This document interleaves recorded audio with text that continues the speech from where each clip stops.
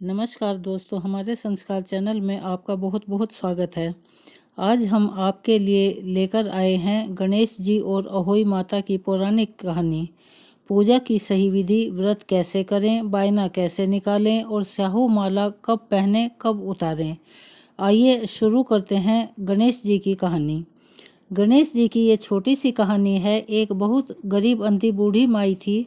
उनका एक छोटा सा परिवार था जिसमें उनका बेटा था और बहू थी। बूढ़ी माई की भगवान गणेश में बहुत ज़्यादा श्रद्धा थी।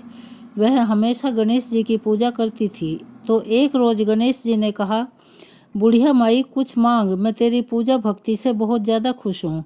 बुढ़िया माई ने कहा, मुझे तो मांगना नहीं आता।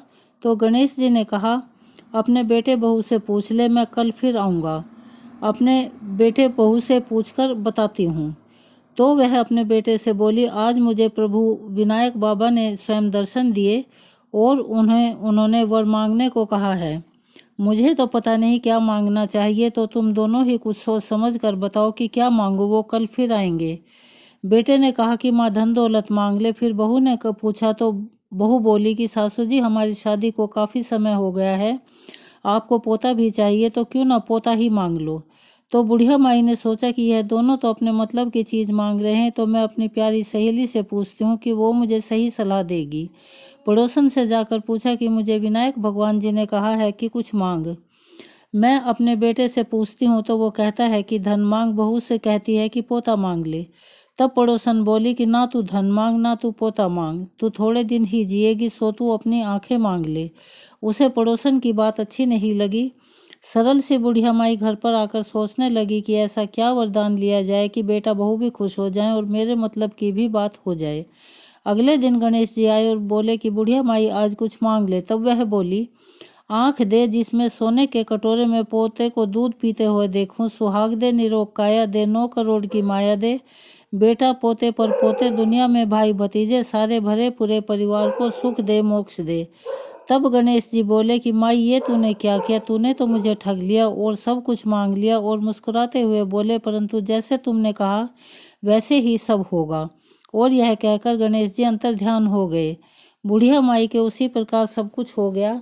हे गणेश जी, जैसा बुढ़िया माई को दिया वैसा सबको देना। बोलो गणपति महाराज की जय। कार्तिक मास की अष्टमी को अहोई अष्टमी का व्रत किया जाता है। इस प्रकार हम कह सकते हैं कि यह व्रत सभी माएँ अपने पुत्र की दीर्घायु के लिए रखती हैं और उनके सुख व समृद्धि की कामना भी करती हैं। इस दिन दीवार पर गेरू से अहोई माता बनाई जाती है।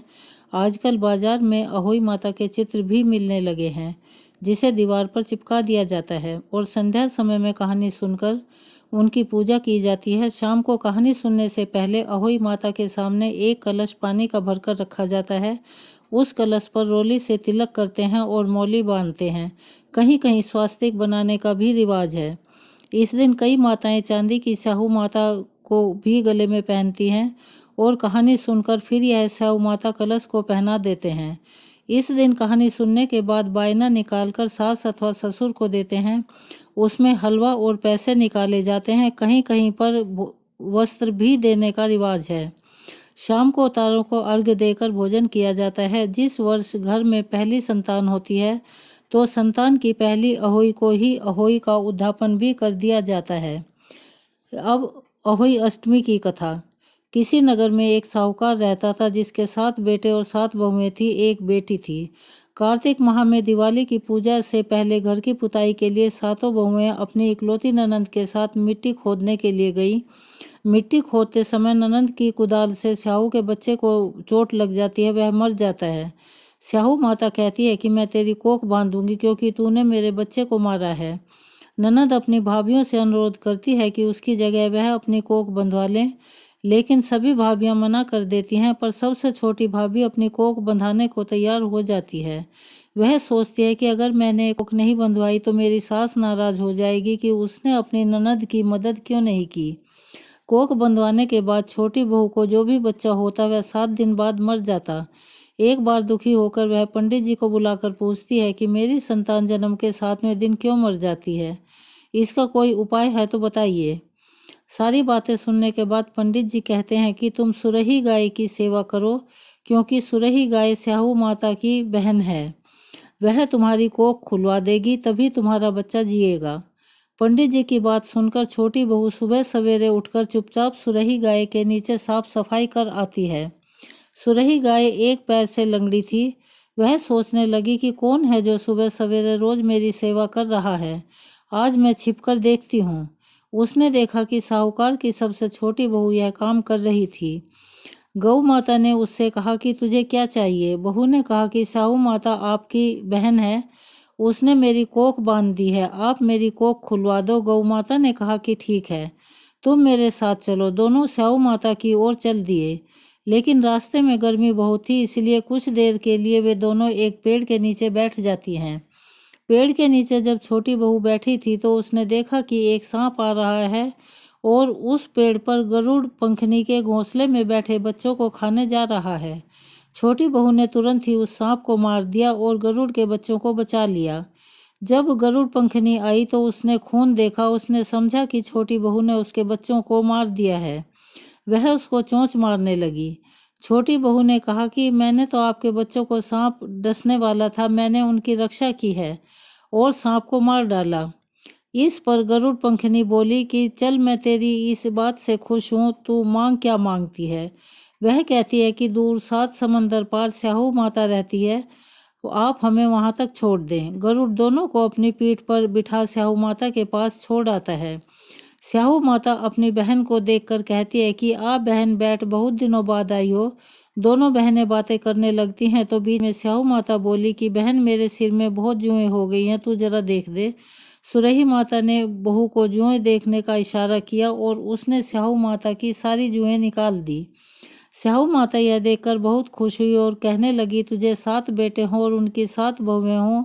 बहू कहने लगी कि मुझे तो एक भी बेटा नहीं है, वो 7 कहाँ से होंगे। स्याहू माता कहने लगी कि मैंने वचन दिया है और अगर मैं वचन से फिर जाऊं तो धोबी के यहाँ कंकड़ बन जाऊं। इस पर साहूकार की छोटी बहू बोली कि मेरी कोख तो तुम्हारे पास बंद पड़ी है। इस पर स्याहू माता बोली कि तूने तो मुझे ठग लिया। वैसे तो मैं तेरी कोख नहीं खोलती, लेकिन अब खोलनी पड़ेगी।